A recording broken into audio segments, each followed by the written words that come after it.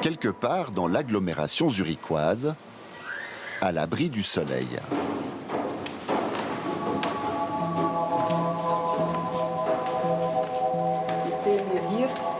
Là, ce que vous voyez, ce sont des exemples de plantes dans notre grande ferme. Là devant, c'est la coriandre. On la laisse directement dans ces bacs qu'on va pouvoir monter et descendre. Derrière ce hublot, la plus grande ferme verticale du pays. Sur 8 étages, des herbes aromatiques qui vont et viennent sur d'imposants racks motorisés. À la manœuvre, Christophe, le scientifique, qui tente de faire pousser les meilleures herbes, et Arsenidje, l'homme d'affaires, qui a racheté la jeune société il y a un an et qui n'y voit presque que des avantages. C'est une production locale, pas d'importation, pas de pesticides, de la ferme à l'assiette en moins de 24 heures. Moins d'émissions de CO2 aussi. Et manger sainement, c'est peut-être le plus important. Et puis, il y a les besoins en eau, qui sont réduits de façon massive. Et c'est quoi les difficultés? Les défis, vous voulez dire? Les défis, ce sont les besoins en énergie. C'est le gros désavantage, avec les lampes d'intérieur qui remplacent la lumière du soleil. Et puis, il faut une température chaude et constante. Et ça nécessite un système de climatisation important.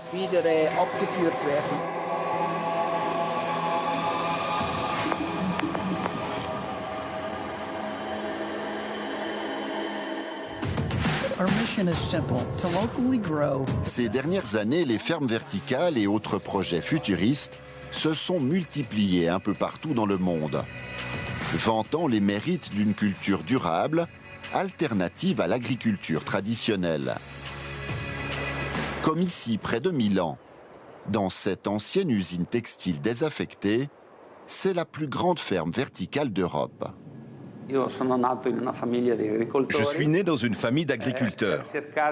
Nous avons toujours cherché de nouveaux débouchés. Nous avons commencé il y a 30 ans à faire des produits tout en un, c'est-à-dire des salades coupées, lavées et prêtes à l'emploi. Nous avons fait du bio, nous avons fait des soupes, et donc désormais nous essayons de suivre les nouvelles tendances des consommateurs. Ces millions de salades sont déjà vendues dans de nombreux supermarchés dans le nord de l'Italie. La vraie difficulté, c'était de faire un produit qui n'était pas que pour une minorité. Dès le début, on a cherché à trouver un rapport qualité-prix approprié. Le pari, ou la course, si on veut l'appeler ainsi, c'est justement de trouver des façons de baisser les coûts, de rationaliser la production pour qu'elle devienne un produit qui n'est pas seulement populaire, mais largement consommé.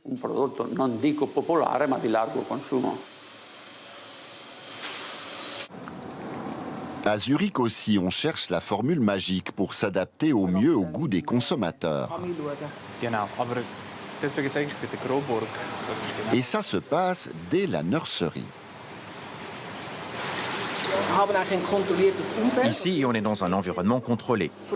La plante subit moins de stress que dans un environnement naturel. En changeant l'éclairage, en modifiant les sources de lumière, on peut choisir les arômes et, en quelque sorte, diriger le goût. Le problème, c'est que s'il est facile de faire pousser des herbes aromatiques, c'est plus compliqué quand c'est plus gros.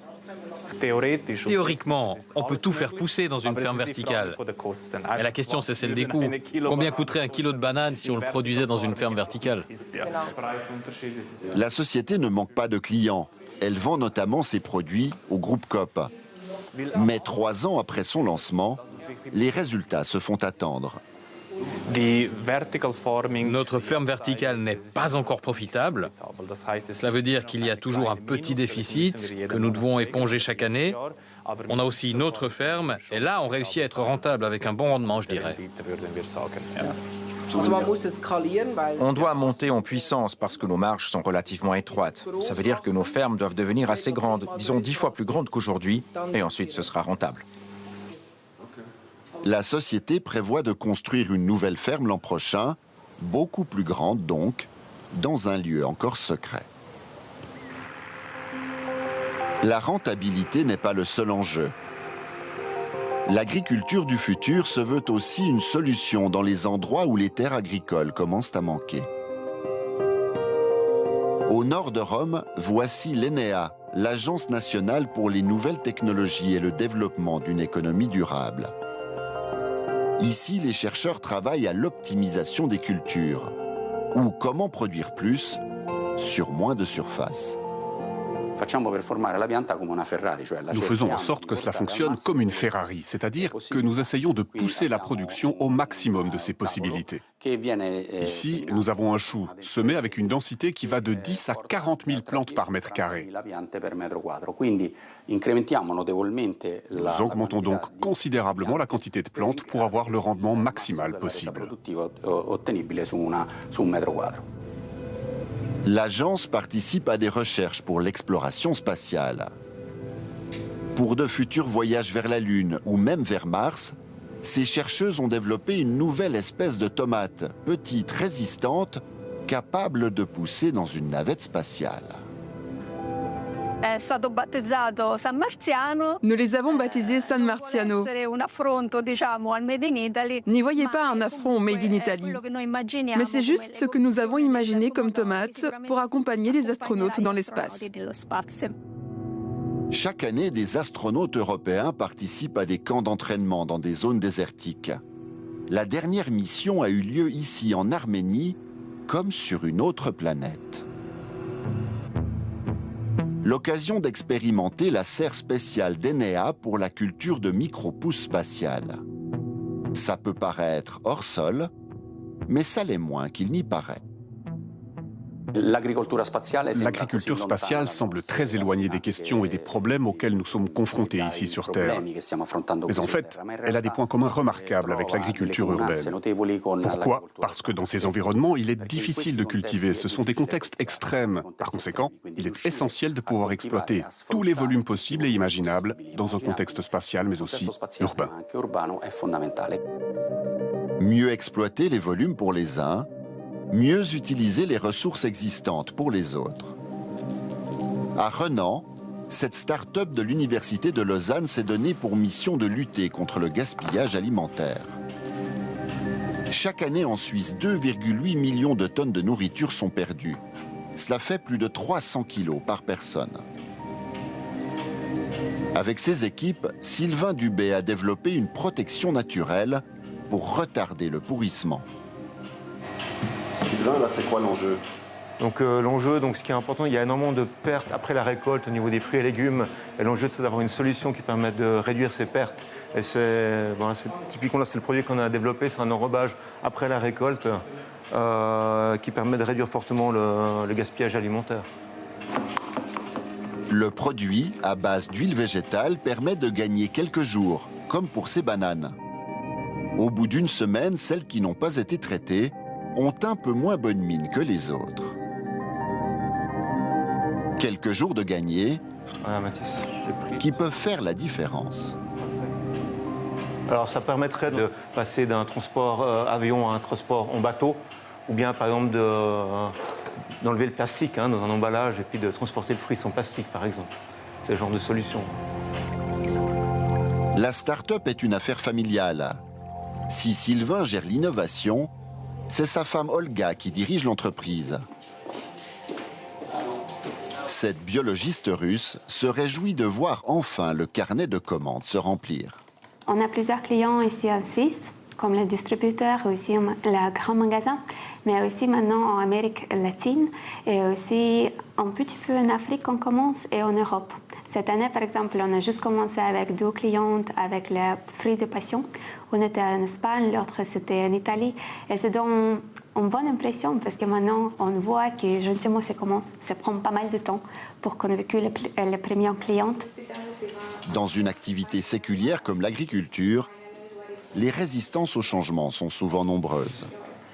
Vous vendez votre produit depuis 3 ans, c'est ça? Oui. C'est rentable, ça marche, ça permet de vivre? Ça permet de vivre, pas si bien encore, mais je pense que ça va être mieux dans quelques années. Dans l'agriculture 4.0, l'expérimentation est un champ sans fin, jusqu'à bousculer le monde de Nemo. En Ligurie, il faut plonger pour voir pousser. 20 000 lieues sous les serres, voici la première ferme subaquatique au monde.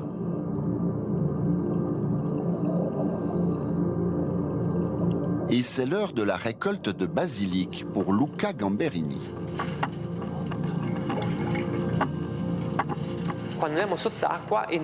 Quand on va sous l'eau, à 10 mètres de profondeur, c'est le premier grand palier. Nous avons exactement 2 fois plus de pression. C'est intéressant parce que ça modifie la composition de l'air à l'intérieur de la biosphère et ça semble accélérer nos cultures de manière très importante. Les plantes poussent très vite. Mais elles poussent aussi mieux. Elles sont plus riches en saveurs tout en restant dans leur état naturel, sans modification d'aucune sorte. Luca a développé le concept avec son papa. À l'origine, la famille Gamberini est spécialisée dans les articles de plongée. Le projet Nemo est unique au monde.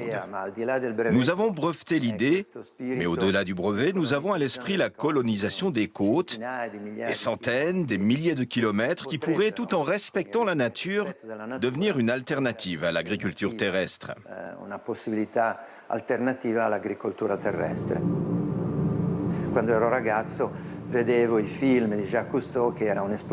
Quand j'étais enfant, j'ai vu les films de Jacques Cousteau, qui était un explorateur sous-marin, comme les explorateurs de l'espace. Donc pour moi, c'était un rêve. Un rêve d'apporter la vie sous l'eau, donc coloniser le monde sous-marin avec des activités terrestres. La conquête est en marche. Les Gamberini annoncent avoir déjà construit d'autres fermes sous-marines en Arabie Saoudite et en Jordanie.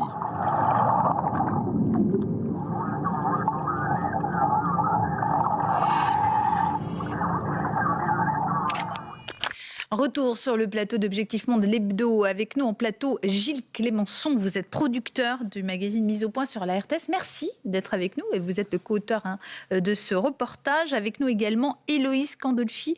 Vous êtes directrice d'Agri Genève. J'avais une première question, j'allais dire un petit peu toute bête. Qu'est-ce qui fait pousser les plantes dans la nature, Héloïse Candolfi ? Alors, les besoins des plantes sont universels, que ce soit dans la nature ou hors sol. Une plante, que ce soit d'un arbre ou d'une tomate, elle a des besoins physiologiques pour la photosynthèse. Il lui faut de la lumière, il lui faut du CO2, il lui faut de l'eau et il lui faut également une température adéquate et des nutriments. Et ces besoins, ils restent les mêmes, quelle que soit la culture, que ce soit, comme je le disais, en pleine terre ou hors sol. Et justement, dans ce cas précis, là, on a vu de cette culture sans terre ou dans la mer, dans des hangars fermés, par exemple. Comment est-ce qu'on arrive à faire grandir, à faire pousser des légumes ? Alors, il est tout à fait possible de remplacer la lumière du soleil par une lumière artificielle pour faire pousser les plantes, justement. On sait que dans l'horticulture, la maîtrise des longueurs d'onde, elle est connue depuis longtemps, ce qui permet de faire fleurir les plantes au moment où on le souhaite pour le marché. Le principal défi, ça reste le coût et la quantité d'énergie nécessaire pour cela. Oui, parce qu'on a souvent tendance à penser que c'est le soleil, que c'est la chaleur qui fait mûrir une tomate, qui fait pousser des plants de tomates. C'est pas ça, c'est la longueur d'onde de la lumière qui le permet. Entre autres, avec les autres paramètres que je citais. Exactement. Oui. Gilles Clémençon, il y a beaucoup de terrains agricoles en Suisse, une souveraineté alimentaire qui est tout à fait normale. Pourquoi toutes ces recherches en matière de culture hors sol ? Bon, c'est un mouvement qui est mondial, il y a de la recherche un peu partout et puis il y a eu un développement extraordinaire de ce type de recherche un peu partout, mais c'est vrai qu'en Suisse, la Confédération s'est appuyée sur les écoles polytechniques, il y a beaucoup de chercheurs, il y a beaucoup de recherches et donc il y a pas mal eu de ce qu'on appelle ces spin-offs des universités ou des petites start-up. D'ailleurs, la ferme verticale à Zurich qu'on voit a été lancée à partir d'un projet de l'université de Zurich. Et puis, voilà, cette recherche dans des pays même où on a beaucoup de terrain, c'est quand même une production qui permet d'avoir des produits comme le basilic, la coriandre toute l'année. quelle que soit la température extérieure. Donc même pour des pays comme la Suisse, ça peut être intéressant comme voie à explorer. Cette ferme-là ne fait pas de profit. Quelles seraient les conditions pour que ce genre de ferme, ce genre d'entreprise et de culture hors sol deviennent rentables ? Alors c'est toute la difficulté de faire quelque chose de novateur qui fonctionne et puis qui soit vendu déjà, que les gens achètent, et puis qui donc soit rentable. Alors c'est vrai qu'il y a pas mal de coûts. On parle du soleil, mais il faut le remplacer le soleil, donc il y a toutes ces lampes à LED. Alors c'est vrai qu'on utilise moins d'eau, mais il faut quand même construire des infrastructures. Et puis il y a une main-d'œuvre qui est aussi parfois une main-d'œuvre assez qualifiée, donc il faut aussi la trouver, il faut aussi la payer. Et puis on voit que le problème pour ces fermes aujourd'hui, c'est qu'elles ont un problème de taille, c'est qu'elles se sont construites souvent, c'est des petites structures au début. Et puis pour être rentables, elles doivent réussir à grandir pour faire des économies d'échelle. Et c'est là tout l'enjeu pour ces structures qui voient le jour dans notre pays. Héloïse Candolfi, ces légumes, ces légumes, c'est un grand mot, parce que là, en fait, on a surtout vu des plantes aromatiques. Pour l'instant, on n'arrive pas vraiment à cultiver du chou ou des tomates comme ça dans ces fermes, dans ces hangars et dans ces fermes verticales. Ces légumes, ils coûtent forcément plus cher pour l'instant à l'achat ? Alors, comme vous le disiez, aujourd'hui, on ne fait pas justement ce type de légumes. On ne fait pas de tomates, de poivrons, de concombres. Ni de bananes, par exemple. Ni de bananes, parce que les coûts sont prohibitifs, justement. Comme vous le disiez, monsieur, l'énergie nécessaire fait qu'aujourd'hui, on peut faire pousser des plantes aromatiques et des salades, mais ça se limite à peu près à ça pour avoir un débouché sur le marché qui soit à des prix abordables. Gilles Clémençon, vous avez goûté, vous, ces plantes aromatiques? Elles ont bon goût ou pas? Elles ont bon goût. Je ne suis pas expert en goût de plantes aromatiques, mais disons que la coriandre avait le goût de coriandre, le basilic avait le goût de basilic. Mais vous qui êtes un grand cuisinier, vous avez pu les utiliser Alors, je les ai un peu utilisés. Ce qui est intéressant comme avec ce type de culture, c'est que... il y a aussi ce côté apprenti sorcier un petit peu de pouvoir dire qu'on va pouvoir faire le goût qu'on veut. Oui. Je voyais un autre reportage où le chercheur disait, la clientèle européenne aime mieux le basilic un peu plus sucré, alors on va orienter la lumière pour le rendre un peu plus sucré ou de type sucré versus l'Asie où visiblement il l'aime plus un peu amer. Donc il y a aussi tout ce côté contrôle du goût. Oui. Qui peut être vu comme un désavantage ou un avantage suivant de quel côté on se place. Héloïse Candolfi, et les qualités nutritionnelles, elles sont les mêmes dans ces plantes aromatiques que celles qui poussent dans le sol ? Tout à fait. En fait, ça va dépendre de la variété de la plante. Par exemple, si on prend les tomates, certaines variétés ont plus de goût que d'autres. Ça va être la même chose pour certaines variétés de plantes aromatiques et de salades. Donc, c'est pas la technologie qui va donner le goût, c'est vraiment la variété. Est-ce qu'on peut dire aujourd'hui, Héloïse Candolfi, que ces fermes verticales, ces cultures sous-marines sont l'agriculture de demain ? Je vais répondre sincèrement. Selon moi, pas du tout. Non. C'est très, très intéressant, je trouve, de suivre ces recherches, de voir comment elles se développent. Mais je ne pense pas que ce soit l'agriculture de demain. Non. On ne va pas nourrir la planète avec des légumes ou des plantes aromatiques cultivées dans des hangars fermés. Gilles Clémençon, ces fermes verticales, elles existent finalement depuis assez longtemps. Mais aujourd'hui, on peut dire qu'il y a vraiment un énorme boom, un gros développement, comme on l'entend à la fin de ce reportage. On voit que, par exemple, il y a des pays du Moyen-Orient qui sont très intéressés par ce genre de culture. Alors, il y a eu un énorme boom. Il y a quelques années, il y a eu des milliards d'investissements qui sont arrivés. La plupart des gens... des investisseurs voyaient ça comme un nouvel Eldorado. Et puis c'est vrai, vous venez de l'esquisser, on s'est rendu compte que faire des salades et des herbes, ça ne permettrait pas de régler les problèmes de famine. Et puis on s'est rendu compte aussi que la rentabilité n'était pas aussi extraordinaire que prévu. Donc il y a eu ce boom. Et puis aujourd'hui, on est plutôt dans une phase, je dirais, de stabilisation. Il y a eu beaucoup d'acteurs qui sont créés et qui ont disparu. Il y a beaucoup de ces fermes qui n'ont pas survécu. Je vous donne un exemple. Il y a la Migros, qui est un des grand distributeur suisse qui a essayé en 2021 avec force fracas de dire on crée notre ferme verticale du côté de Bâle, on va vendre ça à nos clients à des prix somme toute assez raisonnables, et puis au bout je crois d'une année, enfin peut-être un peu plus, ils ont dans une relative indifférence arrêté l'expérience, licencié les gens qu'ils avaient engagés. Donc on voit que c'est pas non plus l'Eldorado, ça va sans doute survivre, sans doute aussi comme alternative à l'agriculture, sans la remplacer évidemment, parce qu'on remplace quand même pas des étendues de champs et l'agriculture traditionnelle comme ça avec des avec des petites plantes hors sol dans des grands bâtiments. Bref, on n'a pas encore trouvé le bon modèle économique pour que ce soit rentable et viable en tout cas. Et Héloïse Candolfi, quels sont les avantages? Il y a quand même des avantages de cette culture hors sol. Alors, il y a des gros avantages au niveau des intrants. Ouais. C'est-à-dire que l'avantage majeur, c'est d'un environnement fermé, c'est l'élimination du besoin d'herbicides, puisqu'en fait, il n'y a pas de mauvaises herbes. C'est l'élimination des fongicides, puisque le climat il est contrôlé. Et puis, c'est également l'élimination de tout insecticide, puisque le système est clos. Donc, effectivement, de ce point de vue-là, c'est un net avantage. Ouais. C'est un atout. Ces recherches, Gilles Clémençon, elles peuvent être très utiles dans les pays où on manque d'eau. Mais voici un autre exemple dans votre reportage où on fait une recherche pour aider à la conservation des aliments. Par exemple, moi j'ai en tête le continent africain, l'Afrique subsaharienne, où parfois on a des difficultés à conserver les récoltes. Quelles sont les régions du monde qui pourraient être intéressées par cette nouvelle façon de cultiver ? Alors c'est vrai que l'Afrique en partie, surtout les zones désertiques, les zones où il manque d'eau, parce que le grand avantage, on l'a dit, de ces fermes, c'est la peu d'utilisation d'eau. Évidemment que l'enjeu, c'est aussi, pas seulement quand on fait pousser quelque chose, mais aussi dans la conservation de tout ce qu'on fabrique. Maintenant, je pense qu'avec ce qui se développe, c'est surtout dans les pays du Golfe. On voit Abu Dhabi, Dubaï, c'est là aussi où il y a des très grandes villes, où il y a peu d'espace, il n'y a pas d'étendue de champs, parce que cette technologie s'applique aussi très bien dans les très très grandes villes. Et donc voilà, c'est dans ces endroits-là. Et il y a beaucoup d'argent aussi, une capacité d'investissement. Et la capacité technologique. Et d'acheter des légumes chers aussi. Exactement, voilà. Donc il faut un peu tout ça, et c'est ça qui est compliqué, c'est que l'Afrique, pourquoi pas, mais après il faut encore que qu'il y ait des investisseurs et que le client puisse se l'acheter. Tout à fait.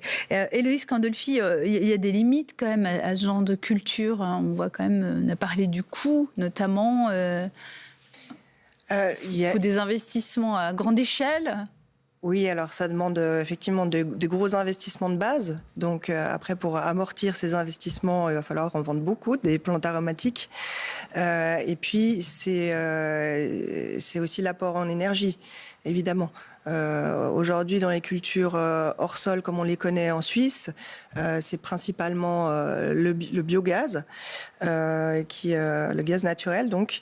Mais aujourd'hui, il y a des technologies qui sont, des synergies. Donc il y a aujourd'hui le bois, la chaleur à distance, la géothermie, et puis il y a aussi des systèmes de récupération de la chaleur, par exemple avec des serveurs informatiques, qui sont des solutions innovantes et très intéressantes. Et puis, on peut également poser des panneaux solaires sur les serres. Donc aujourd'hui, on arrive à maîtriser les coûts et la technologie pour ce type de culture hors sol qui se pratique en Suisse.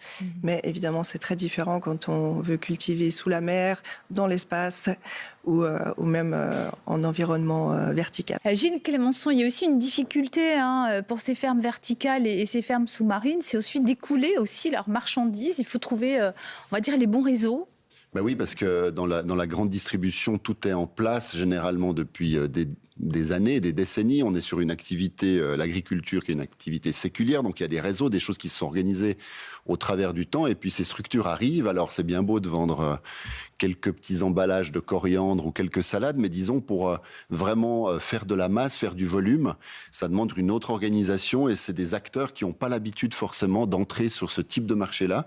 Donc il y a aussi tout un travail de conviction qui doit être fait auprès des grands distributeurs, des vendeurs, et puis auprès du client à la fin, qui va se demander aussi pourquoi il achèterait cette coriandre fabriquée à l'intérieur alors qu'il peut acheter des herbes fabriquées à l'extérieur. Ou la faire pousser sur son balcon. Ou la faire pousser sur son balcon, ouais. Enfin, la coriandre, c'est difficile. C'est quand même assez difficile. Coriandre, persil, c'est pas facile. Le basilic, c'est plus simple, généralement. Héloïse Candolfi, en quoi cette agriculture-là peut apporter des solutions? Est-ce qu'elle est porteuse de solutions pour l'agriculture traditionnelle dans le sol, on va dire?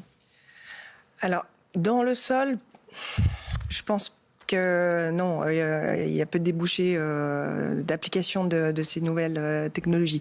En revanche, dans les serres hors sol, là, je pense qu'en termes d'économie d'eau, en termes d'économie d'énergie, de réusage du CO2, de synergie entre diverses sources d'énergie, on peut effectivement imaginer que demain, des solutions technologiques qui ont été trouvées au travers de ces démarches puissent avoir une application dans nos serres.